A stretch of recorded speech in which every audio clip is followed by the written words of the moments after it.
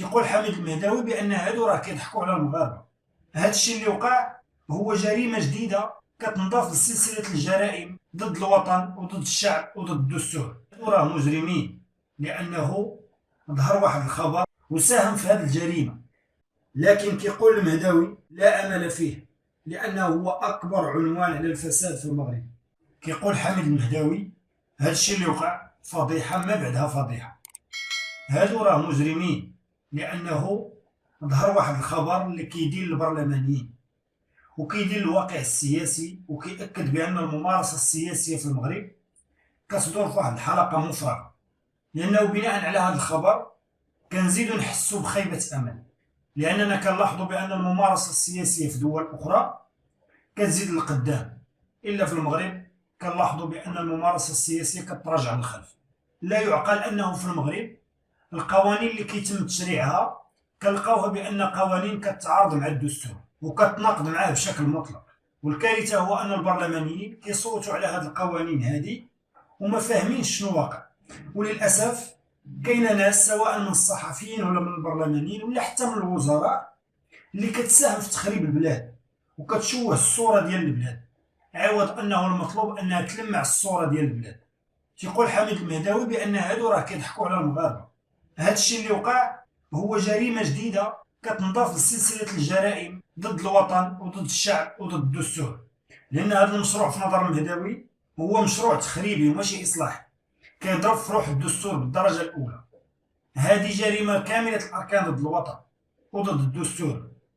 لكن التاريخ غادي يحاكم كل واحد شارك في هذا الامر هذا وساهم في هذه الجريمه، لان هاد الناس هادو في واقع الامر كيبيعوا للمغاربه الوهم. دابا كلشي كيتساءل تيقول شنو واقع. اللي واقع هو انه تم التصويت في البرلمان على قانون تعيين لجنه الصحافه اللي هي في الاصل تجاوز صريح لروح الدستور. كيقول الدستور بان الحكومه تشجع ولا تعين في هذا الامر اللي كيخص الصحافه.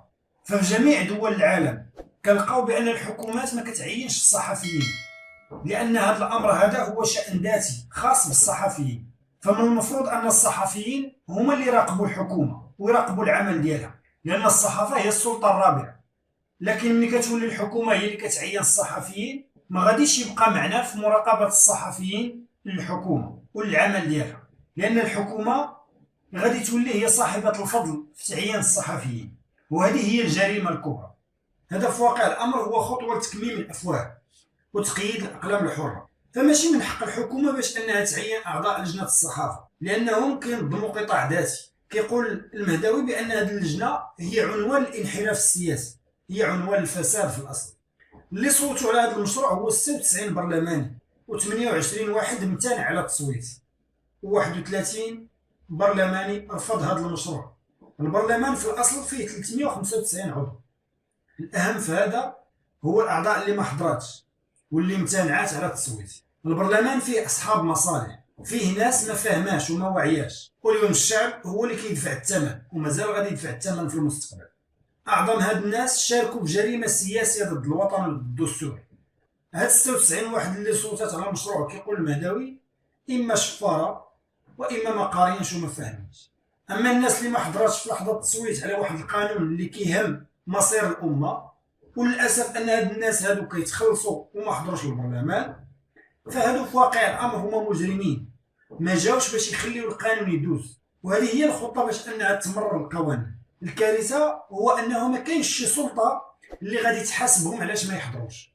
الناس اللي امتنعات ما عرفناهم واش هو من المزوجين ولا من المطلقين، ما معنى انهم يمتنعوا على التصويت.